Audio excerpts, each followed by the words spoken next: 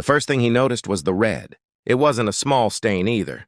It spread across the pale blue sheets like spilled paint, bright and impossible to ignore in the early gray light of morning. For a second, Daniel froze in the doorway, his mind refusing to understand what his eyes were seeing. Then his heart slammed against his ribs. "Emma," he said, his voice already tightening with panic.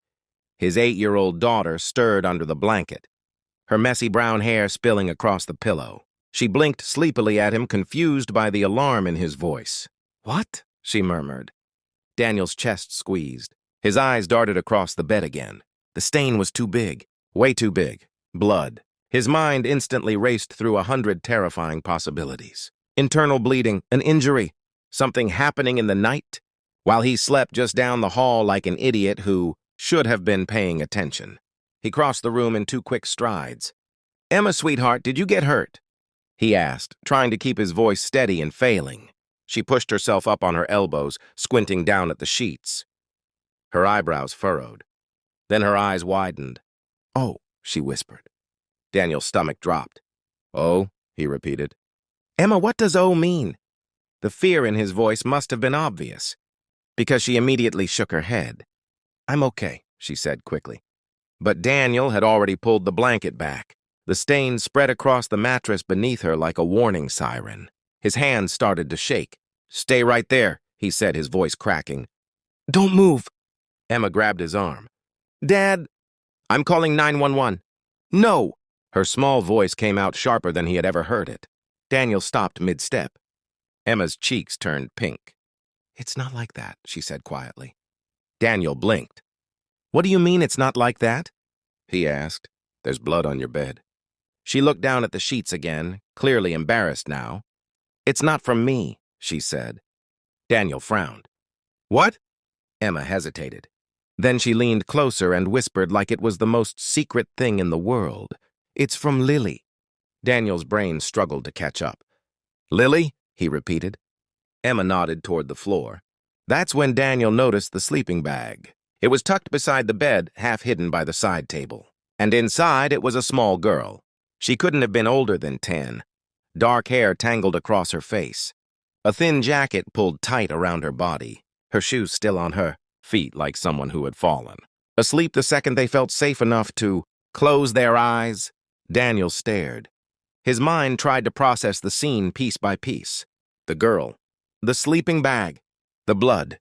"Emma," he said slowly, "why is there a child in your room?" Emma looked instantly defensive. "She needed help," she said. Daniel rubbed a hand over his face. It was barely 6:30 in the morning. His brain clearly wasn't ready for whatever this conversation was about to be. "Okay," he said carefully. "Start from the beginning." Emma took a breath. "I found her at the park yesterday." Daniel's eyebrows shot up. "You found her?" "She was behind the slide," Emma said. She was crying. Daniel leaned against the dresser, already feeling the familiar exhaustion of single parenthood crashing into the situation. He worked 10-hour shifts at the warehouse. He tried to keep the house running. He tried to make sure Emma always had dinner, homework help, bedtime stories. And apparently while he was doing all that, she had started rescuing strangers. "Emma," he said slowly, "you can't just bring random people home." "She wasn't random," Emma said quickly. "She was bleeding." Daniel's stomach twisted. Emma pointed to the sleeping girl. Her arm. Daniel crouched carefully beside the sleeping bag. The girl shifted slightly but didn't wake. He gently moved the sleeve of her jacket. A thick white bandage wrapped around her forearm, and it was soaked through with red. Daniel exhaled slowly. So that's what the blood was. His panic softened into something else. Concern. "How did she get this?" he asked quietly.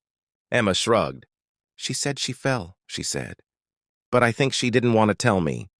Daniel nodded. That sounded about right. He studied the girl's face again. Dirt along her cheek. Dark circles under her eyes. The kind of exhaustion kids shouldn't carry. "Her name is Lily," Emma said softly. The girl stirred at the sound. Her eyes opened slowly. The moment she saw Daniel, her entire body tensed. Fear flashed across her face. She started to sit up quickly. "I can go," she said, her voice hoarse. "I didn't mean to stay." Daniel raised both hands gently. Hey, he said, easy. Lily froze. I'm Emma's dad, he added. She looked between them uncertainly. Emma slid off the bed and knelt beside her. It's okay, she said. I told him. Lily's shoulders relaxed a tiny bit, but only a little. Daniel could see the instinct in her eyes, the instinct of someone used to running. Does your arm hurt? He asked. She nodded. Yeah. When did it happen? She hesitated. Yesterday. Did anyone look at it? She shook her head. Daniel stood. Well, he said gently, we're fixing that. Lily immediately shook her head harder. No hospitals. Daniel paused. Her voice carried the kind of fear that didn't come from a scraped arm. Emma looked up at him. Dad, she said quietly, and Daniel understood. Some kids were scared of hospitals. Some kids were scared of police. Some kids were scared of systems adults took for granted. He crouched again. Okay, he said softly. No hospital right now. Lily studied him carefully. But, he continued, I am going to clean that wound and wrap it properly. She hesitated, then slowly nodded. Emma beamed like he had just solved world peace. See? She said proudly. Daniel couldn't help smiling. 20 minutes later, they were sitting at the kitchen table. Daniel carefully unwrapped the bandage. Lily winced but didn't pull away. The cut was deep, but not as bad as he feared. Looks like you got lucky, he said while disinfecting it. Lily watched his hands quietly. You're good at that, she said. Warehouse work, Daniel replied. You'd be amazed how many ways people can accidentally stab themselves with box cutters. Emma giggled.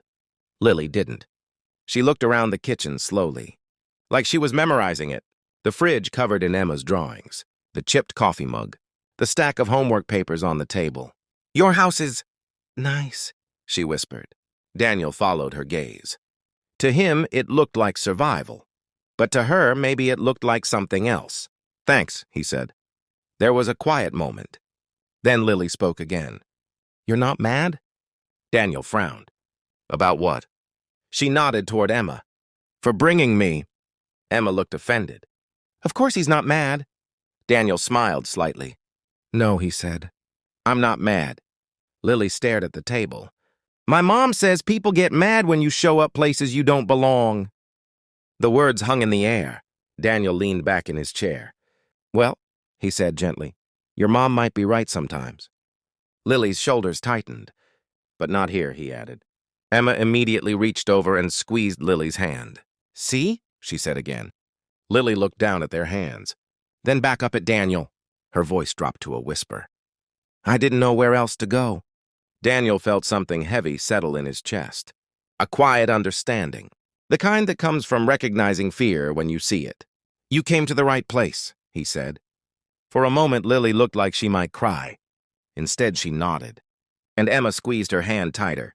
Daniel stood and walked to the stove. All right, he said, grabbing a pan. Both girls looked up. What are you doing? Emma asked. Making pancakes. Emma grinned. Lily blinked in surprise. Why? She asked. Daniel cracked an egg into the bowl.